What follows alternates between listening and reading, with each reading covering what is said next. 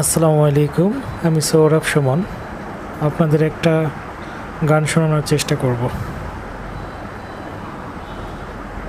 শ্রদ্ধেয় মনির খানের খড়কুটার এক বাসা বাঁধলাম বাবুই পাখির মতো।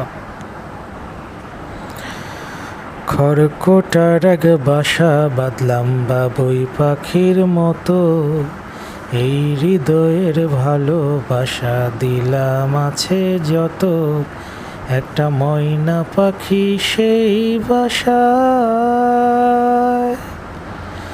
পুষে কত ভালোবাসায়, তার চোখে চোখে রাখি উইরা যেন না যায় আমার পোষা ময়না পাখি। পাখি চোখে চোখে রাখি উইরা যেন না যায় আমার পোষা ময়না পাখি।